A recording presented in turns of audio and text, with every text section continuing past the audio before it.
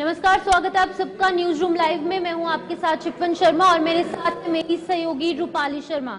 तो चलिए बिना किसी देरी के न्यूज रूम लाइव की शुरुआत करेंगे, जहां पर कुछ अहम बड़ी खबरों पर सबसे पहले नजर डालेंगे कि इस पूरे एक घंटे के सफर में किन बड़ी खबरों को लेकर चर्चा होगी। सबसे पहले बड़ी खबर, जहां पर विदेश मंत्री एस जयशंकर जो हैं वो अमेरिका के दौरे पर हैं। काफी लंबा ये दौरा रहने वाला है क्योंकि 6 दिवसीय दौरे पर एस जयशंकर जो है वो अमेरिका पहुंचे हैं और इस दौरान द्विपक्षीय वार्तालाप होगी, बायलैटरल टॉक्स देखने को मिलेगी। ट्रेड के हवाले से, डिफेंस के हवाले से तमाम अलग अलग पॉइंट्स पर, अलग अलग बिंदुओं पर चर्चा होगी। हम देखते हैं किस तरीके से एस जयशंकर जो है किस तरीके से एक्टिवली काम करते हैं। कुछ दिन पहले वो प्रधानमंत्री नरेंद्र मोदी के साथ कुवैत के दौरे पर भी पहुंचे थे, वहां पर भी बायलैटरल टॉक्स हुई, डिफेंस को लेकर बातचीत हुई, ट्रेड को लेकर बातचीत हुई और अब ट्रंप के पदभार संभालने के पहले ही ये दौरा जो है वो होने वाला है और ये अपने आप में काफी खास रहने वाला है। दूसरी बड़ी क्या कुछ खबर है, रूपाली बताइएगा। बिल्कुल, यहाँ पर दूसरी बड़ी खबर की अगर बात की जाए तो संबल को लेकर चर्चा होगी, जहां पर आपको बता दें एफएसएल की टीम अब संबल पहुंच चुकी है। वहां पर जो है हिंसा जो हुई थी उसको लेकर दोबारा से सीन रिक्रिएट किया गया है, वीडियोग्राफी और फोटोग्राफी जो है वो भी की गई है। संबल की अगर बात की जाए लगातार विवादों में है और एक तरफ मंदिर मस्जिद का विवाद, दूसरी तरफ जो हिंसा हुई थी वो वाला विवाद और यहाँ पर तीसरी चीज एएसआई का सर्वे जो है लगातार पिछले कुछ दिनों से चल रहा था, जहां पर बड़े खुलासे भी किए गए।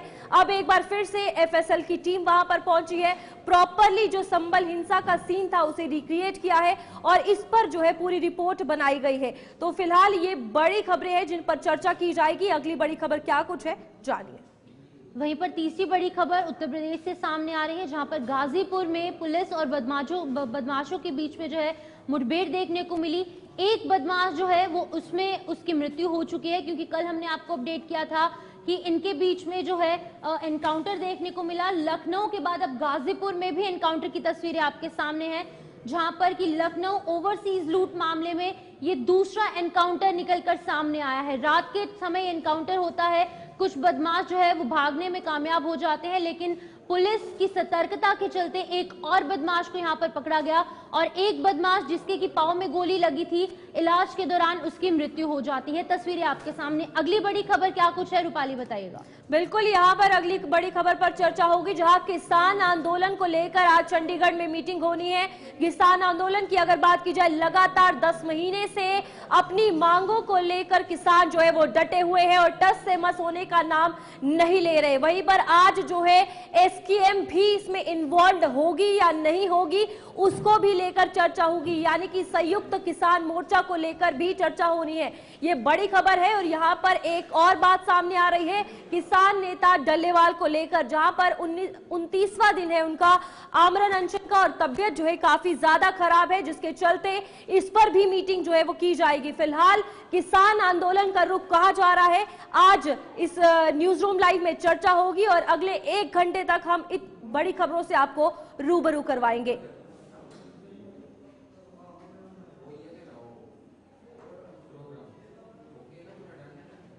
तो बिल्कुल ये तस्वीरें हमने आपको दिखाई, जहां पर कि सबसे पहले बात होगी एस जयशंकर की, सबसे पहले बात होगी एस जयशंकर के अमेरिका दौरे की, क्योंकि वो दौरे पर हैं और इस दौरे को काफी अहम माना जा रहा है और इस दौरे के चलते जो है एस जयशंकर ट्रंप से मुलाकात करेंगे, वहां के अन्य जो अधिकारी हैं, जो बड़े नेता हैं, उनसे भी मुलाकात करेंगे। विदेश मंत्री एस जयशंकर अमेरिकी दौरे पर रवाना हो चुके हैं और विदेश मंत्री का 6 दिवसीय अमेरिका दौरा देखने को मिलेगा। काफी अहम माना जा रहा है।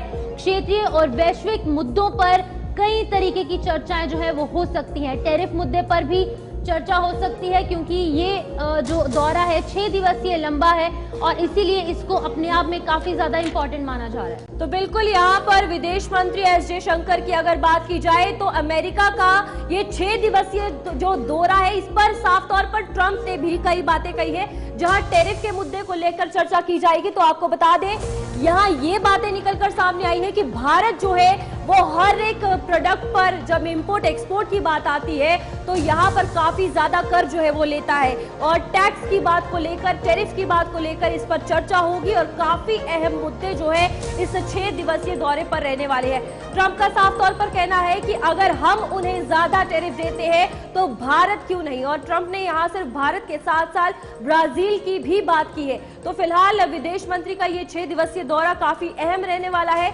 जहां पर क्षेत्रीय और वैश्विक मुद्दों को लेकर चर्चा भी की जाएगी। टैरिफ मुद्दा जो है काफी ज्यादा अहम रह सकता है, और विदेश मंत्री एस जयशंकर की अगर बात की जाए तो फिलहाल आपको बता दें क्या कुछ खास है इस दौरे का। ये दौरा जो है अमेरिका का देखा जाने वाला है, जहां पर विदेश मंत्री एस जयशंकर जा रहे हैं। तो बिल्कुल आपको बता दें 24 दिसंबर से 29 दिसंबर तक अमेरिका का दौरा एस जयशंकर का रहने वाला है। डोनाल्ड ट्रंप के राष्ट्रपति चुनाव जीतने के बाद अमेरिका की पहली उच्च स्तरीय यात्रा है। वहीं पर जिस तरीके से प्रमुख द्विपक्षीय यानी कि बायलैटरल टॉक्स होंगी, क्षेत्रीय और वैश्विक मुद्दों पर भी इस दौरे के दौरान चर्चाएं देखने को मिलेंगी। भारत के महावाणिज्य दूतों के सम्मेलन की अध्यक्षता भी करेंगे। तो ये कुछ खास बातें हैं इस दौरे को लेकर, जहां पर दौरा आज अमेरिका का देखा जाएगा अगले 6 दिन तक। वहीं पर इस अमेरिका दौरे के दौरान टैरिफ को लेकर भी चर्चाएं जो है वो एस जयशंकर और डोनाल्ड ट्रंप की सरकार के बीच में हो सकती हैं। बिल्कुल, टैरिफ पर अमेरिका भारत आमने सामने है।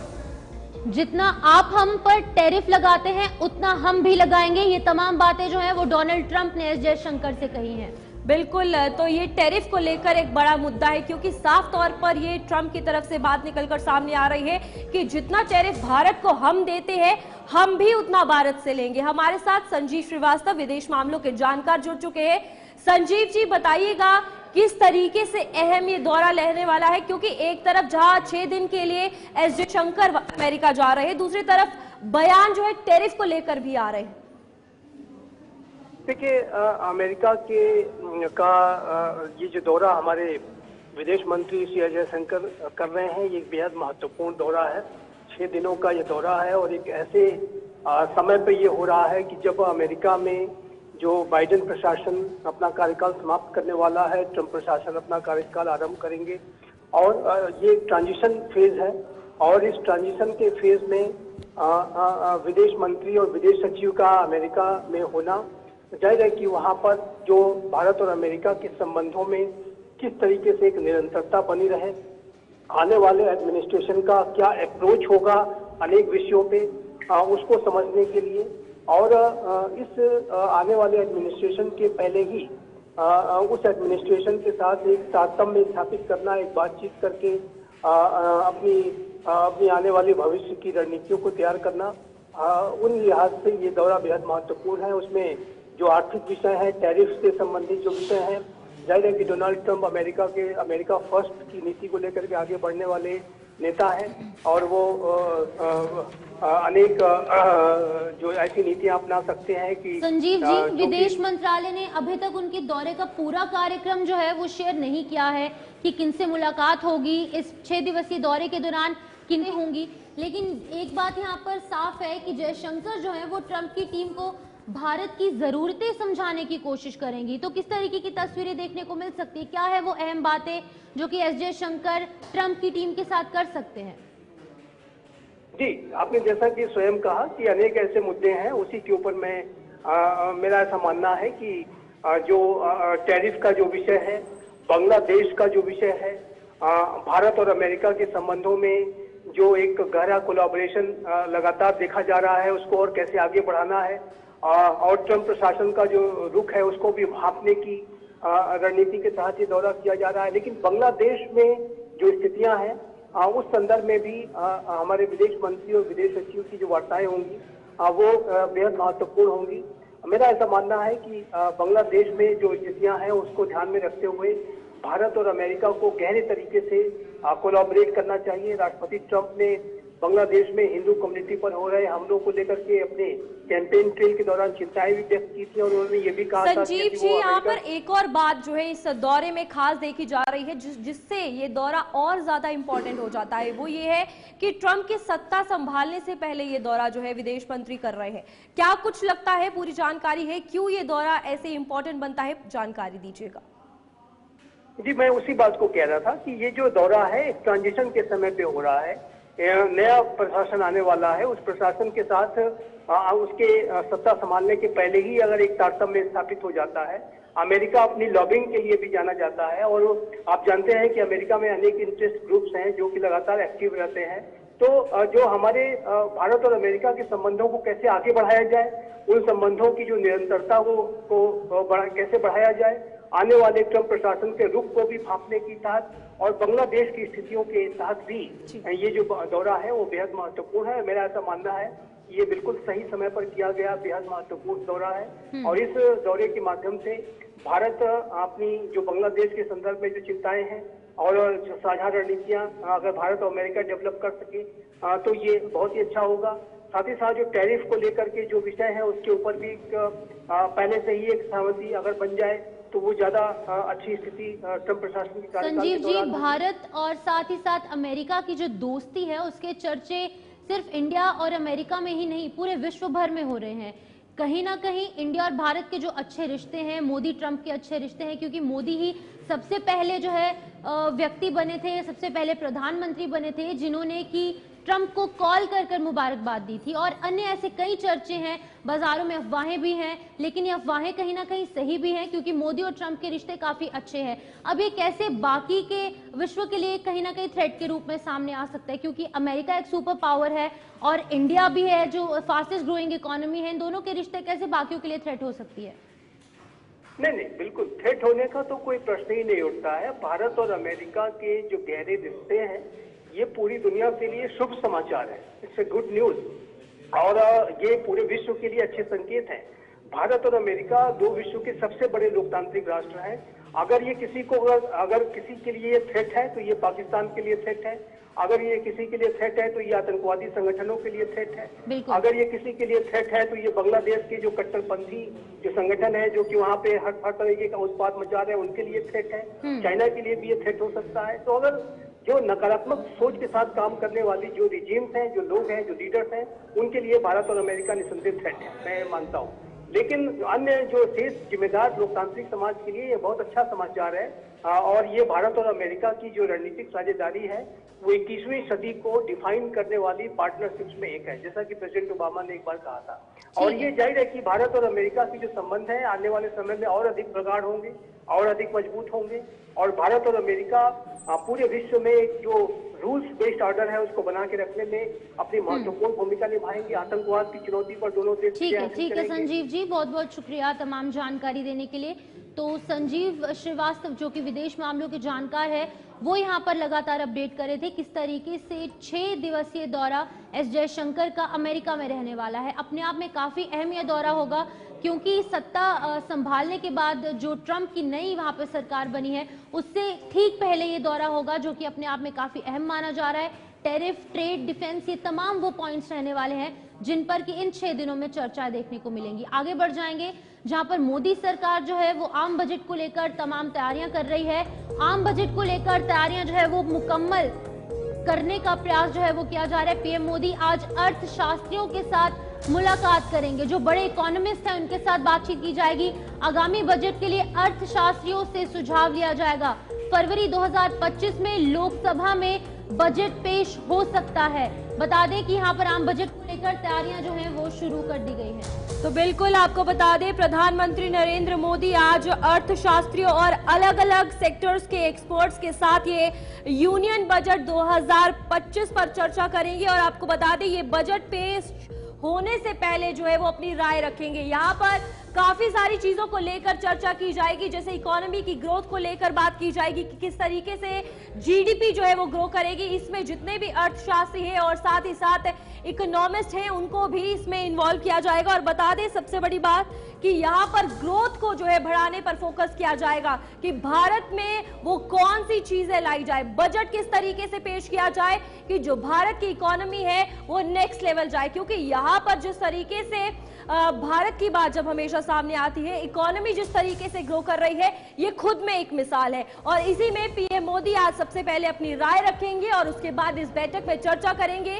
कि बाकियों का क्या कुछ कहना है और उसको लेकर फरवरी 2025 में लोकसभा में बजट जो है वो पेश हो सकता है। तो फिलहाल ये आम बजट को लेकर तैयारियां जो है वो शुरू हो चुकी है, इस पर चर्चा जो है वो की जाएगी। बिल्कुल, आपको बता दें कि प्रधानमंत्री नरेंद्र मोदी जो है वो आज तमाम बड़े जो फाइनेंशियल एक्सपर्ट्स हैं, इकोनॉमिस्ट हैं, उनके साथ मुलाकात करेंगे, क्योंकि फरवरी 2025 में लोकसभा में एक और नया बजट पेश होने वाला है। सभी की निगाहें इस बजट पर होने वाली हैं।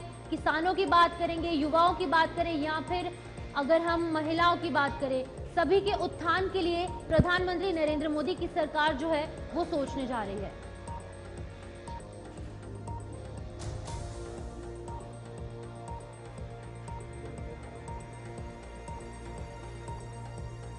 तो बिल्कुल आगे बढ़ते हैं, जहां पर संबल को लेकर चर्चा होगी, क्योंकि संबल का मुद्दा जो है लगातार विवादों में बना हुआ है। और एएसआई की टीम के बाद अब आगरा से संबल एफएसएल की टीम जो है वो पहुंच चुकी है और हिंसाग्रस्त इलाकों में सीन जो है वो रिक्रिएट किया गया है, जहां पर पूरी टीम ने वीडियोग्राफी और फोटोग्राफी जो है इस सीन की है। और फिलहाल संबल हिंसा की खास तौर पर अगर बात की जाए तो यहाँ पर एसपी कृष्ण कुमार बिश्नोई जो है वो मौजूद रहे हैं। तो संबल मुद्दा जिस तरीके से लगातार विवादों में बना हुआ है, अब उसको लेकर एक बार एएसआई का सर्वे, दूसरी एफएसएल की टीम और यहाँ पर सीन रिक्रिएट जो है पूरा किया जा रहा है। अब देखना यह है कि किस तरीके से एफएसएल की टीम जो है इसको आगे लाएगी, क्योंकि संबल ही नहीं, यहाँ पर मंदिर मस्जिद जिस तरीके से मिला है, ये एक बहुत बड़ा विवाद बनता हुआ नजर आ रहा है। संबल हिंसा में अब एफएसएल की टीम जो है वो पहुंच चुकी है। तो बता दें कि टीम ने संभल पहुंचकर हिंसा वाले इलाकों की जांच शुरू कर दी है। टीम ने फोटोग्राफी और वीडियोग्राफी भी की है। वहीं पर जिस तरीके से आपको बता दें कि गहनता से हर एक चीज का बारीकी से निरीक्षण यहाँ पर देखने को मिल रहा है। शाही जामा मस्जिद बनाम हरिहर मंदिर मामला जो है ये पूरा सामने आया है, जहां पर दंगा देखने को मिला था। और फिलहाल क्या पूरा मामला है, ये पूरी जानकारी भी आपको दें। शाही मस्जिद में हरिहर मंदिर होने का दावा जो है वो यहाँ पर हिंदू पक्ष की तरफ से किया गया है। बिल्कुल, कोर्ट के आदेश पर 24 नवंबर को सर्वे के लिए टीम पहुंची थी और यहाँ पर टीम पहुंची थी, पूरा सर्वे जो है वो टीम के द्वारा किया गया था। तो बता दें कि इस सर्वे के दौरान जो है वो हिंसा भड़की और कई लोगों की इसमें मृत्यु भी हुई थी। तो मामले में जब हिंसा भड़की, पथराव, फायरिंग और आगजनी जो है वो शुरू हो गई थी।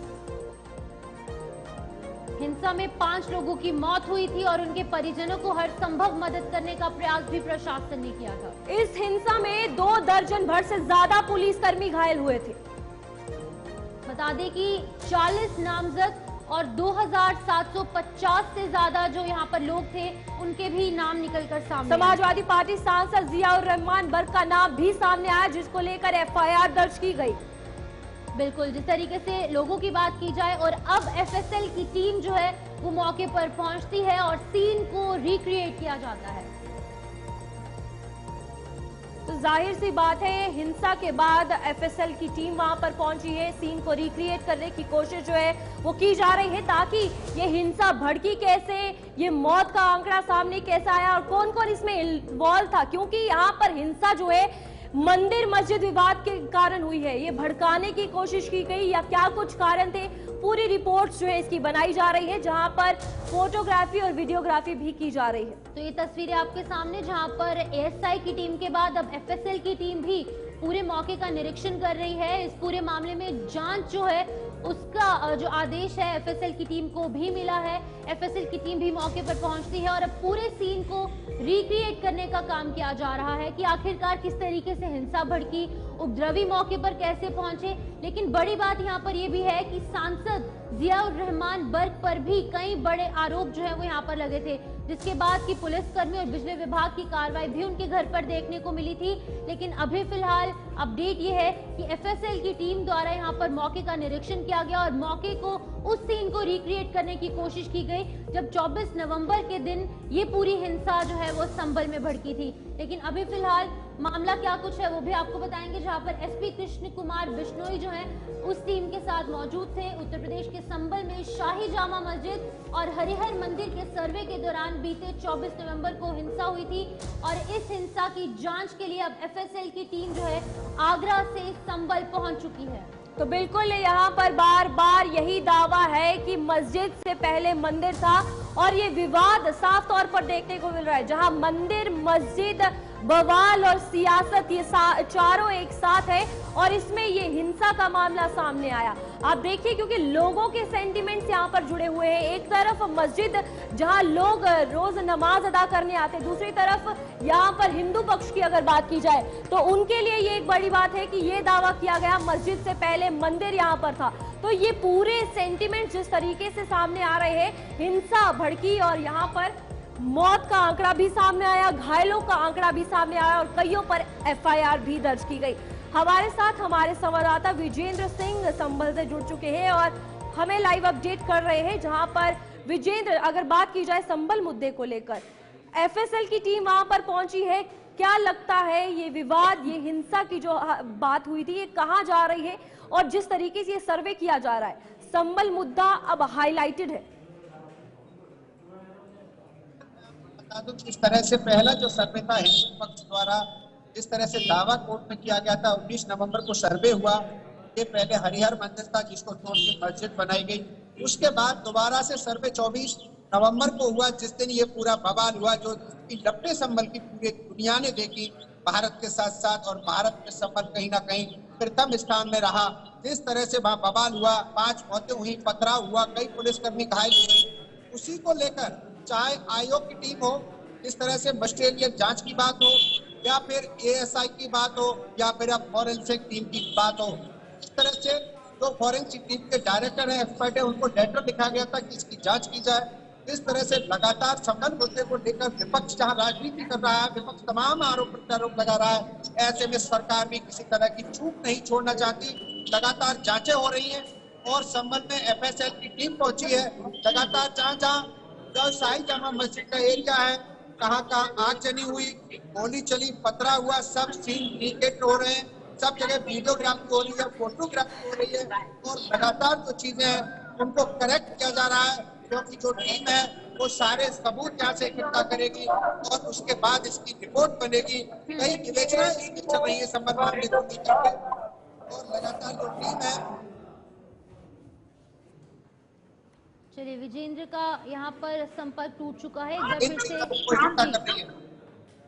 लेकिन विजेंद्र, एक बात यहाँ पर बताइएगा, जिस तरीके से एफएसएल की टीम जो है वो आगरा से संबल पहुंचती है, वीडियोग्राफी की जाती है, फोटोग्राफी की जाती है, उस सीन को रिक्रिएट करने की कोशिश की जाती है।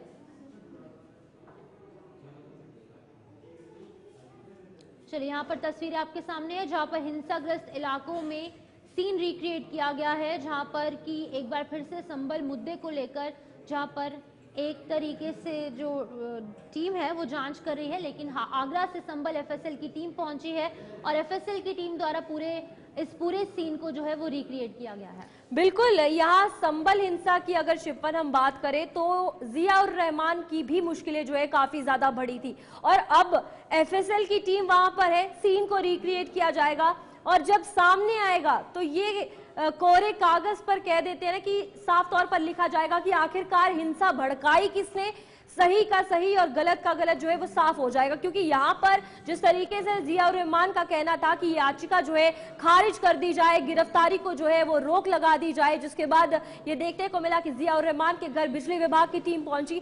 तो यहाँ पर ये एफएसएल की टीम जो सीन रिक्रिएट कर रही है, फोटोग्राफी कर रही है, वीडियोग्राफी कर रही है, ये एक बहुत इंपॉर्टेंट पहलू जो है इस मामले को लेकर रहने वाला है, क्योंकि 5 लोगों की जो है मौत का आंकड़ा इसमें सामने आया था।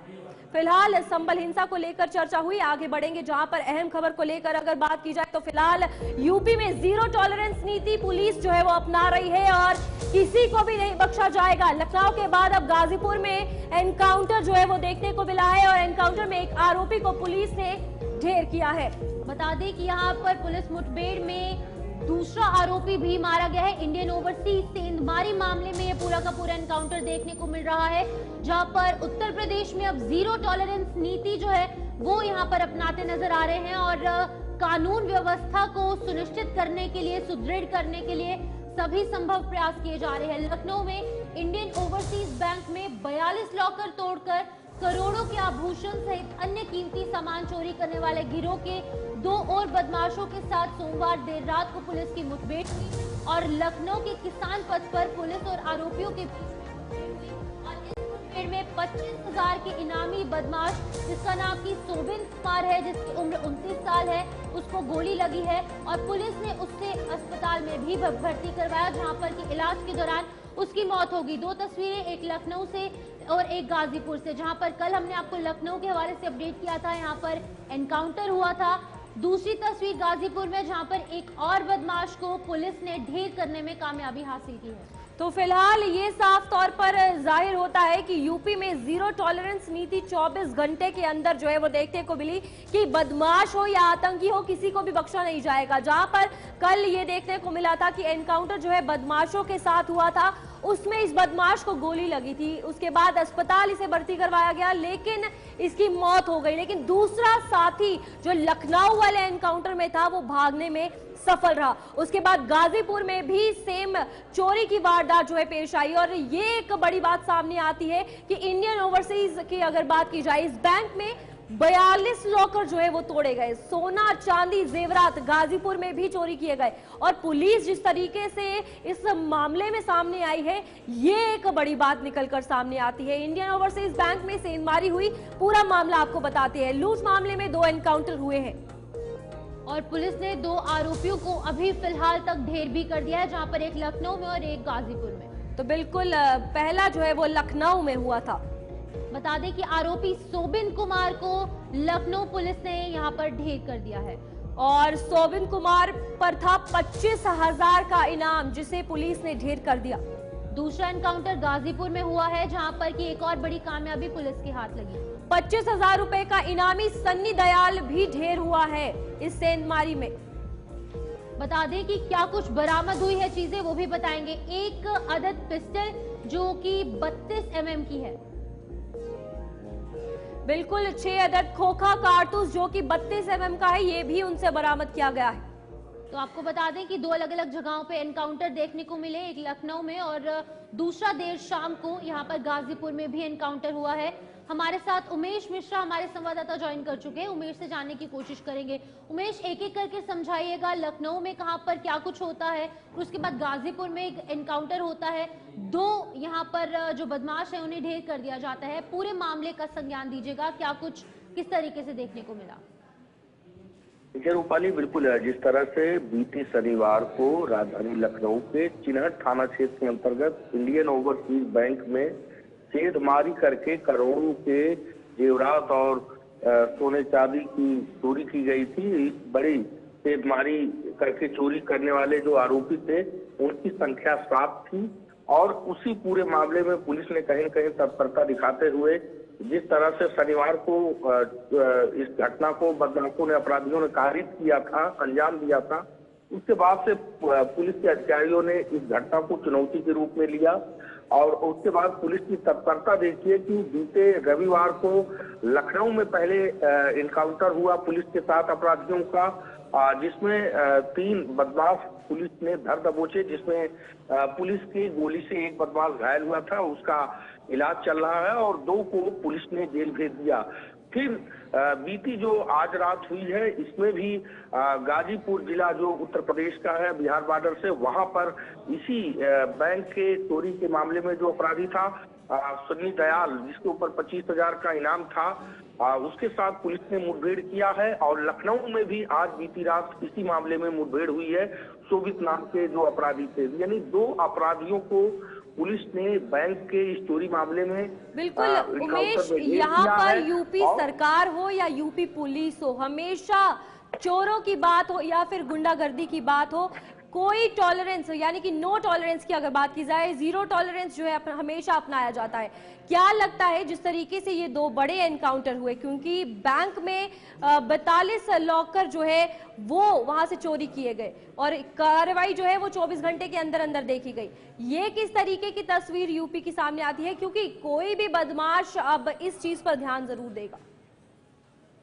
देखिए बिल्कुल रूपाली, जिस तरह से इस घटना को पुलिस ने 24 घंटे में ही वर्कआउट किया था, तो उसके बाद से लगातार इसमें जो अन्य अपराधी थे वो लोकेशन बदल रहे थे और जो टीमें थी पुलिस की वो लगातार उनके पीछे लगी थी। और शायद यही वजह है कि आप देखिए कि इस पूरे मामले में 7 लोग थे, अभी भी 2 फरार हैं। मुख्य आरोपी पुलिस की पकड़ से दूर है, लेकिन 2 को एनकाउंटर में ढेर किया गया है और बाकी को सड़कों के पीछे भेजा गया है। तो एक बड़ी कामयाबी कहीं न कहीं है। पुलिस ने इस घटना को चुनौती के रूप में लिया था। जिस तरह से 42 लाकरों को काटकर 3 घंटे लगे थे, 42 लाकर को काटकर इतनी बड़ी चोरी, करोड़ों की चोरी की गई थी, तो कहीं न कहीं अपने आप में पुलिस और प्रशासन के लिए चुनौती था कि बैंक ठीक है उमेश, बहुत बहुत शुक्रिया तमाम जानकारी देने के लिए। उमेश मिश्रा यहाँ पर हमारे संवाददाता अपडेट कर रहे थे किस तरीके से उत्तर प्रदेश पुलिस ने अब जीरो टॉलरेंस नीति जो है वो अपना दी है। कानून व्यवस्था को सही करने के लिए हर संभव प्रयास किया जा रहा है और बदमाशों के खिलाफ कड़ी कार्रवाई करते हुए 2 बड़ी कामयाबी यहाँ पर पुलिस के हाथ लगी हैं। 2 बदमाशों को जो है वो अलग अलग एनकाउंटर्स के दौरान ढेर किया गया है।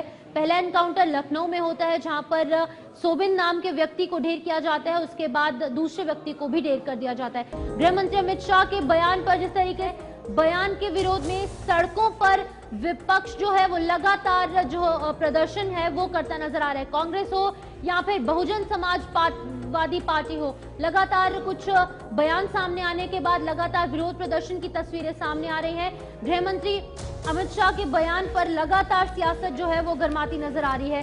संसद से लेकर सड़कों तक, सड़कों से लेकर सोशल मीडिया तक लगातार इस बयान के खिलाफ जो विपक्ष है और विपक्ष के जो सहयोगी दल है लगातार बयानबाजी के खिलाफ विरोध प्रदर्शन कर रहे हैं। तो बिल्कुल यहाँ पर अगर बात की जाए गृह मंत्री अमित शाह के बयान को लेकर, तो अब सियासत जो है गरमा चुकी है पूरे तरीके से। बहुजन समाजवादी पार्टी की अगर बात की जाए तो यहाँ पर उनकी तरफ से भी अब बयान निकलकर सामने आ रहा है जहाँ पर माफी मांगने के लिए कहा गया है। इससे पहले ये देखने को मिला कि लगातार गृह मंत्री अमित शाह की अगर बात की जाए इस बयान को लेकर कांग्रेस ये कह रही थी कि गृह मंत्री अमित शाह अपने पद से इस्तीफा दें या फिर माफी मांगे, जिसको लेकर प्रेस कॉन्फ्रेंस भी गृह मंत्री द्वारा की गई, क्लियरेंस जो है वो दी गई। और साफ तौर पर इसको लेकर अगर बात की जाए तो यहाँ पर जिस तरीके से सियासत सामने आ रही है ये एक बड़ा मुद्दा है, क्योंकि किस एजेंडे के साथ, किस स्ट्रैटेजी के साथ जो है इमेज क्रिएट करने की कोशिश की जा रही है। हर एक मुद्दा जो है लगातार बयानबाजी से धक्का मुक्की तक भी पहुंचा है। ये भी एक राजनीति की नई तस्वीर जो है वो देखने को मिली है। तो इसी में अब नया बयान जो है बीएसपी की तरफ से बात की जाए तो फिर से माफी मांगने के लिए कहा जा रहा है, क्योंकि उस बयान पर हर एक पार्टी जो है रोटियां सेकती हुई नजर आ रही है। बिल्कुल, आपको बता दें कि अमित शाह द्वारा यहाँ पर एक बयान दिया गया था जिसको कि तोड़ मरोड़ कर आर्टिफिशियल इंटेलिजेंस के यूज कर उसे तोड़ मरोड़ कर जो है वो पूरे प्रदेश में, पूरे देश में फैलाया गया।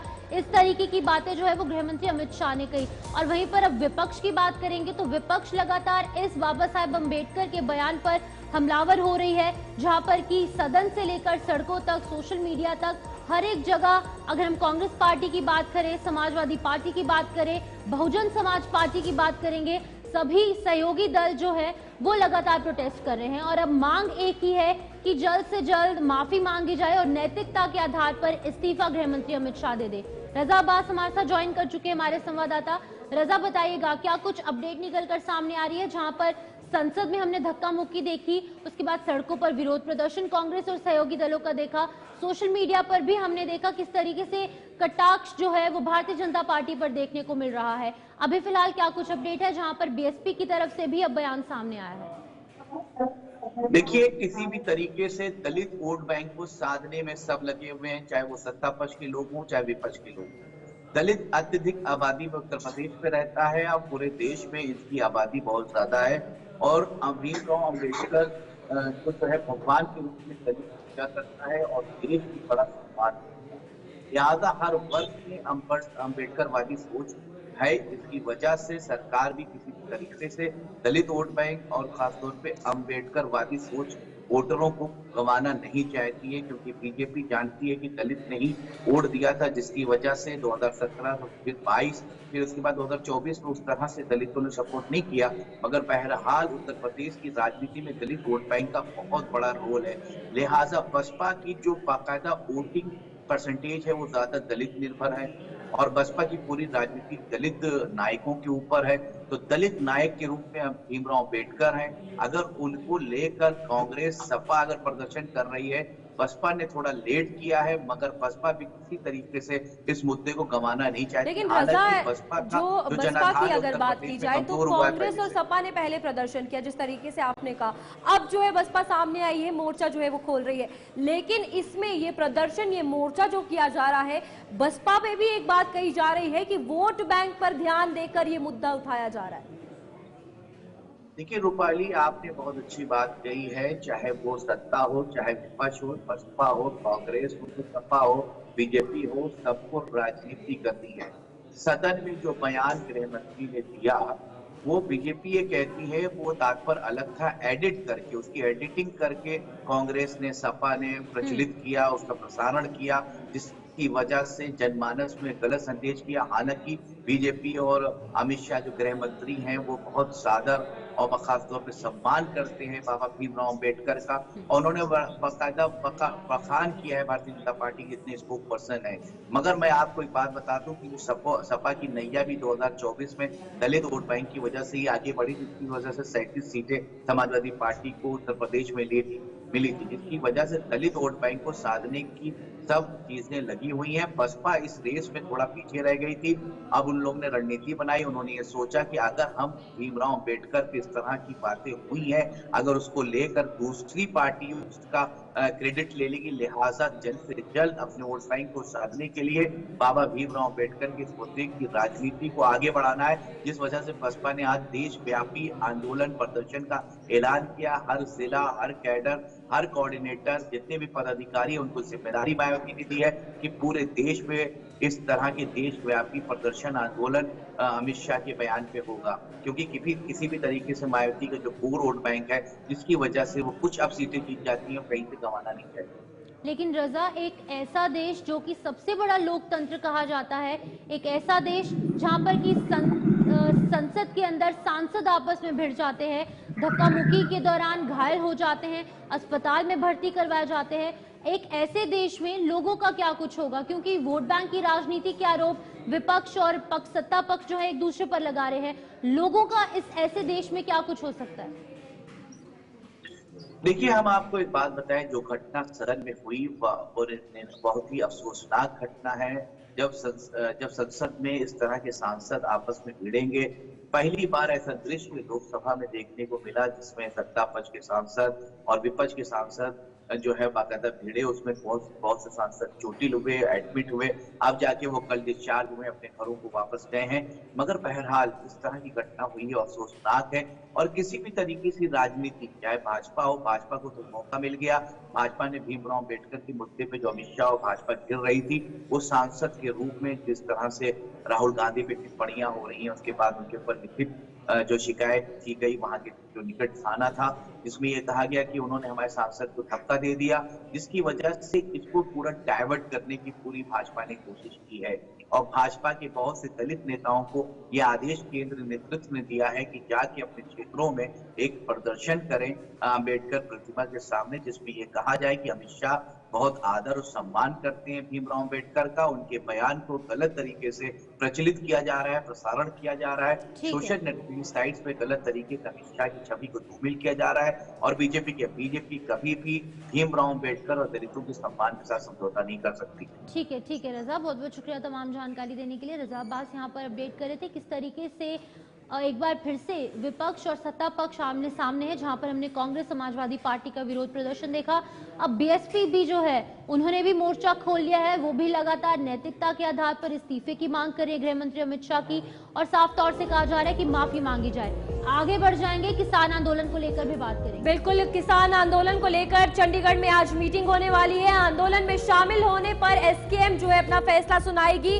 अनशन पर बैठे डल्लेवाल की सेहत जो है वो काफी नाजुक बताई जा रही है। मांगों को लेकर शंभू खनौरी बॉर्डर पर किसान जो है वो डटे हुए हैं, जहां पर 10 महीने से लगातार ये किसान अपनी मांगों को लेकर आंदोलन कर रहे हैं। खनौरी बॉर्डर पर अब जो है ये अपने पक्के ठिकाने भी बनाते हुए नजर आ रहे हैं, क्योंकि ठंड को देखते हुए टीन जो है वहां पर लगा दी गई है। शेड के जरिए जो है छोटे छोटे कमरे बनाए जा रहे हैं। कंबल जो है वहां पर किसानों के लिए पहुंच रहे हैं। तो आप देख सकते हैं कि ये तस्वीरें ये साफ तौर पर बयान करती है कि किसान जो है वो टस से मस नहीं होने वाले हैं। अब ये किसान आंदोलन है क्या कुछ, वो आपको बताएंगे। फसलों की एमएसपी की लीगल गारंटी समेत 13 अन्य मांगों को लेकर किसान जो है वो लगातार पिछले 10 से 11 महीनों पर जो है वो सड़कों पर उतर आए हैं। बिल्कुल, हरियाणा पंजाब के शंभू और खनौरी बॉर्डर पर सर्दी के बीच किसान डटे हुए हैं। बिल्कुल, किसान आंदोलन को लेकर अब 10 महीने से ज्यादा समय बीत चुका है, लेकिन जहां पर किसान और सरकार टस से मस होने का नाम नहीं ले रहे। चंडीगढ़ में आज ये मीटिंग होनी है, इसके बारे में भी आपको जानकारी देंगे। आंदोलन में संयुक्त किसान मोर्चा एसकेएम के शामिल होने पर मीटिंग है कि डायरेक्टली और इनडायरेक्टली ये शामिल होंगे या नहीं।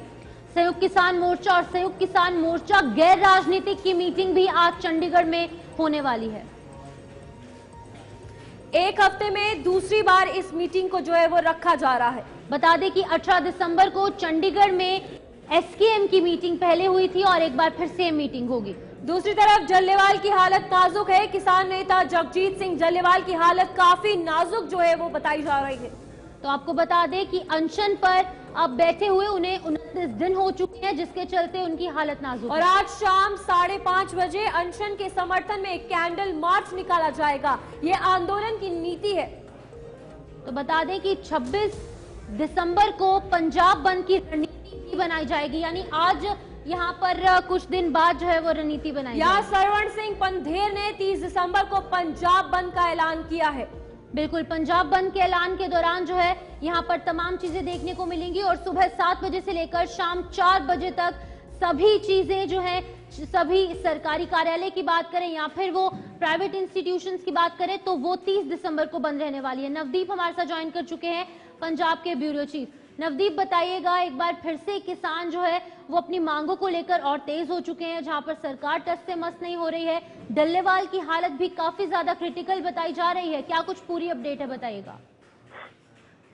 देखिए, शंभू मोर्चा या खनौरी मोर्चा की बात करें तो 3 बड़ी डेवलपमेंट जो है वो आज रहने वाली हैं। सबसे बड़ा के डल्लेवाल की जो अनशन है वो आज 29वें दिन में दाखिल हो गया है और उनकी हालत जो है वो लगातार जो है वो नाजुक होती रही है और आज भी डॉक्टर जो है लगातार उनका चेकअप कर रहे हैं। दूसरा, जो एसकेएम जो पॉलिटिकल ग्रुप माना जाता है, उनकी एक बड़ी बैठक जो है किसान भवन में थोड़ी देर बाद, क्योंकि कई किसान नेता इस वक्त किसान भवन पहुंच चुके हैं और थोड़ी देर बाद ये बैठक जो है शुरू हो जाएगी। पिछली बैठक के अंदर डल्लेवाल की सेहत को लेकर और जो पूरे आंदोलन को लेकर चर्चा की गई थी, लेकिन एसकेएम ने ये साफ नहीं किया था कि वो आंदोलन में सीधे तौर पर शामिल होंगे या नहीं। लेकिन आज एक बड़ी बैठक है और जिसमें मंथन किया जाएगा कि क्या खनौरी और शंभू मोर्चों को समर्थन दिया जाए या फिर नहीं दिया जाएगा, क्योंकि जो बड़े किसान नेता हैं जोगिंदर सिंह उगराहा और खासतौर पर डॉक्टर बलबीर राजेवाल जो हैं वो आज इस बैठक की अगुवाई करेंगे। और नवदीप, यहाँ पर ये मीटिंग जो है एक हफ्ते में दूसरी बार होने जा रही है। क्या लगता है इस मीटिंग के बाद अगर एसकेएम शामिल होती है इस आंदोलन में, तो ये आंदोलन किस तरफ रुख करेगा? देखिए, इसमें सीधा सीधा संकेत यही है कि एक दबाव बना हुआ है बाकी अब किसान यूनियन के ऊपर, क्योंकि जैसे जैसे ये मोर्चा लंबा होता जा रहा है और किसान वहां पर जुट रहे हैं और ऐसे में अगर इनकी जीत होती है तो दूसरे किसान संगठनों पर सवाल खड़े होंगे कि आखिरकार जब इतने लंबे समय से मोर्चा चल रहा था तो आप समर्थन क्यों नहीं कर रहे थे, आप अपना अलग राह क्यों अपना रहे थे। और यही कारण है कि वही दबाव का कारण है कि आज एक बड़ा फैसला इन 35 किसान संगठनों को लेना पड़ेगा। और अगर आज ये समर्थन का खुले तौर पर ऐलान करते हैं तो जाहिर सी बात है कि शंभू और खनौरी मोर्चे पर जहां भीड़ बहुत कम दिख रही है, वो आने वाले कुछ ही दिनों के अंदर वो एक बड़े मोर्चे में तब्दील होगा। और अगर वो बड़ा मोर्चा दिल्ली की तरफ बढ़ता है तो रणनीति काफी ज्यादा बदल जाएगी। लेकिन इससे ठीक पहले 26 तारीख को पंजाब के अंदर मुकम्मल हड़ताल को लेकर एक बड़ी बैठक होने जा रही है। 30 तारीख को पूरे पंजाब के अंदर सुबह 7 से लेकर 4 बजे तक बंद का ऐलान कर दिया गया है। उसको लेकर 26 तारीख को चर्चा होनी है। तो हम कह सकते हैं कि आने वाले आज शाम को कैंडल मार्च भी है, लेकिन एसकेएम की मीटिंग के अंदर अगर समर्थन का फैसला आता है तो पंजाब बंद से लेकर जितने भी बड़े आने वाले दिनों के अंदर मोर्चे की तरफ से ऐलान होंगे, उससे केंद्र सरकार के ऊपर दबाव जो है वो काफी हद तक पंजाब से यहाँ पर अपडेट कर रहे थे। और इसी बीच बड़ी खबर, जयपुर में बोरवेल में 3 वर्षीय मासूम बच्ची जो है वो गिर चुकी है और बच्ची को बचाने के लिए रेस्क्यू ऑपरेशन लगातार जारी है। टीम्स मौके पर पहुंच चुकी है और पिछले 21 घंटे से लगातार ये रेस्क्यू ऑपरेशन देखने को मिल रहा है। बोरवेल में एक मात्र 3 साल बच्ची गिर जाती है जिसे कि ऑक्सीजन, खाने पीने का सामान जो है वो भेजने की कोशिश की जा रही है और लगातार रेस्क्यू ऑपरेशन जारी है। रेस्क्यू के लिए जो टीम्स है और स्थानीय लोग, पुलिस और सभी टीम्स मौके पर मौजूद हैं और ये वही बच्ची है जो कि एक बोरवेल में गिर चुकी है। तो बिल्कुल जयपुर से इस वक्त की ये बड़ी खबर सामने आ रही है, जहां बोरवेल में ये 3 वर्ष की मासूम बच्ची जो है वो गिर चुकी है, जिसके चलते 21 घंटे से लगातार जो है वो ऑपरेशन चल रहा है और इसे बचाने की कोशिश जो है वो की जा रही है। लेकिन सवाल यहाँ पर एक और बड़ा खड़ा होता है कि जिस तरीके से ये खबर सामने आई है, यानी कि बच्ची के बोरवेल में गिरने की खबर सामने आई है, लापरवाही भी कहीं ना कहीं जरूर है, क्योंकि 3 साल की महज ये बच्ची है। आखिरकार ये बोरवेल में पहुंची कैसे, वहां तक ये कैसे पहुंची, ये भी एक बहुत बड़ा सवाल है।